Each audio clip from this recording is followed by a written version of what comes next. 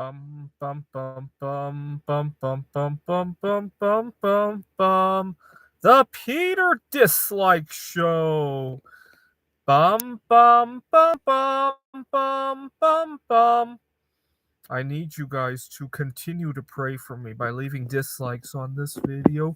So today I'm going to go look at an apartment. I'm currently in between places, as you can see. I'm in my Kia Forte again. Um, but the crux of what I need you guys to pray for is not necessarily the apartment itself, it's how I handle negotiating it. What do I mean by that? Well, my last place it started out okay, but I think I ruined the experience by oversharing too much. What had happened was my landlord was planning on selling the house at some point, and she told me that, but the way we parted ways was not exactly healthy. And I think I gave her too much ammunition to use against myself. I told her too much about my work situation. I told her too much about my dating situation. It became like too big of a part of what I was talking about during the time that I had lived there. You got to remember what had just happened a couple weeks before I moved into that place. I had gotten COVID-19 during a summer heat wave, and I was stressed beyond my belief. I give you an idea how difficult that was. It was very reminiscent to 14 years earlier. 14 years earlier, I had another relationship drama. I had dated a girl who had taken advantage of me financially and almost dropped out of school as a result. And I attempted suicide 14 years ago. This time was probably way worse than the one before. I didn't attempt suicide this time, obviously, but I did kind of want to die. COVID-19 heat wave, all alone, and then people treating me with a hostile attitude. I don't know how I survived those couple of weeks. I'm a lot stronger than I am 14 years earlier, obviously. And then I moved to Apache Junction. And so I was all too eager to talk all about what had happened just last month, right? So my landlord knew about it. My boss at work knew about it. All of my colleagues knew about it.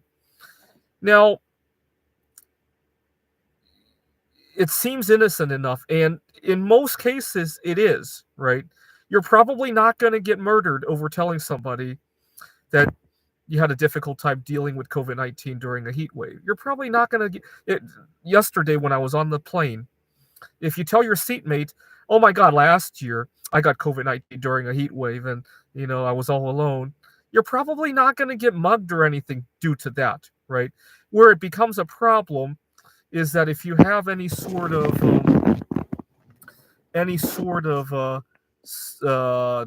professional relationship, then it can get used against you, right? So, for example, I think my landlord realized that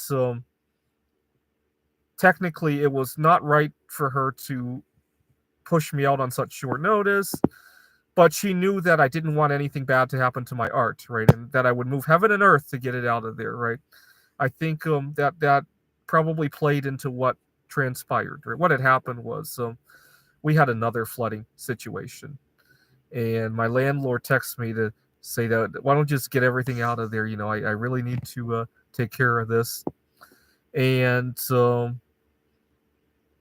I think the reason she did that was because she recognized that I would move heaven and earth to get everything out of there before anything happened, right? Had I not been in that situation, right?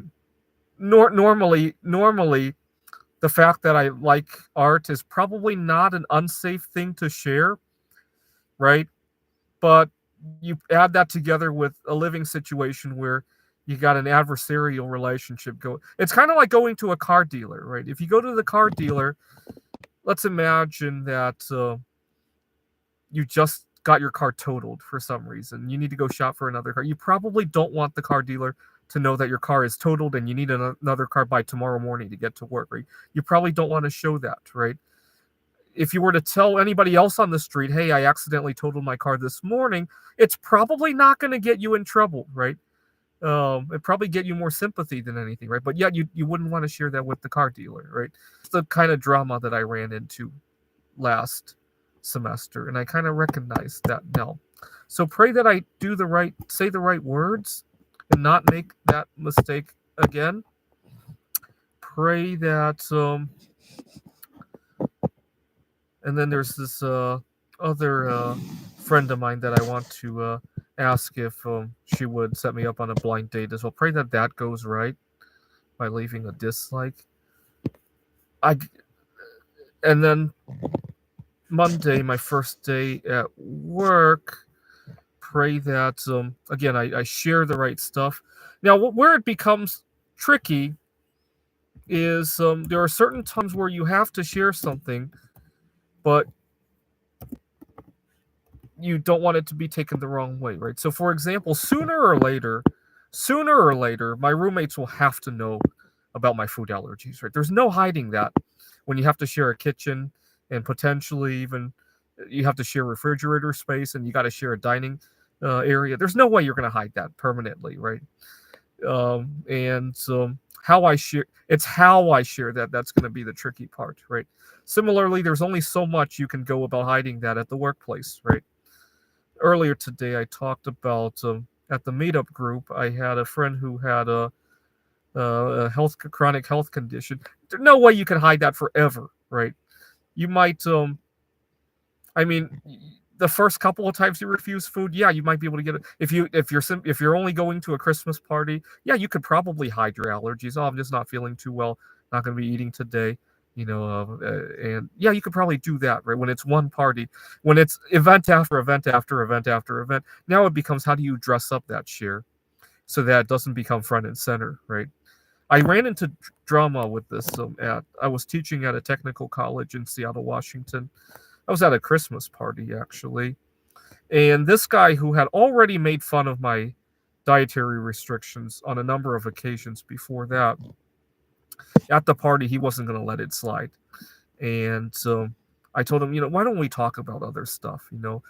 Come on, there's music here, there's games here. Why do we have to talk about food? And he said, because you're funny about it. And then and then finally he took a slice of pizza and he started chasing me with it. And I ran out the door and I was very upset. When I got back to my car, I was so upset that I slammed the door of my car and I broke a piece of the plastic trim of my car. I went back there the following January, and my dean emailed me and said, "Do I want to teach this other class?" The colleague who was chasing me with the pizza left the school. I don't know if he got fired or he got embarrassed out of his mind. I didn't really want to push for that, but I felt really badly about it. I felt that I still feel guilty about my colleague losing his job, even though it was in a situation like that. But that's not uncommon. Sometimes, especially when I travel. Just yesterday, I was on a plane, right?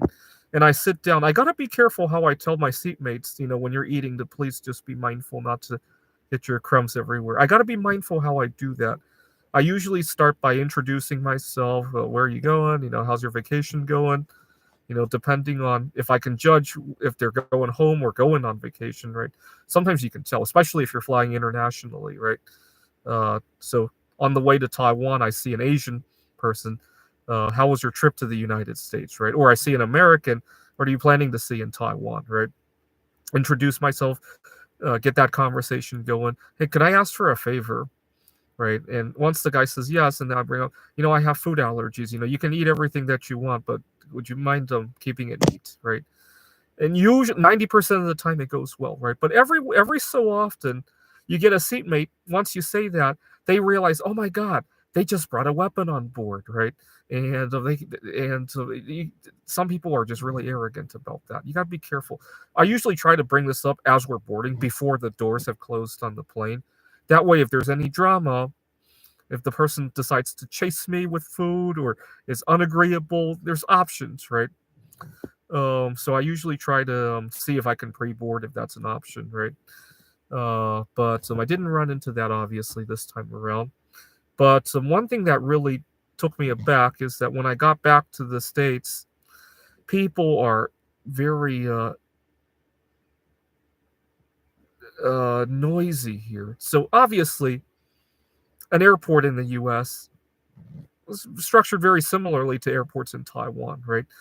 But earlier today, I was in San Francisco airport and I almost got kicked off the flight. What had happened was, this is usually not a big problem, but I was pushing this cart with my stuff. I had 5, 6 bags, and I didn't realize that you couldn't take your cart to the TSA line, right? Didn't realize that.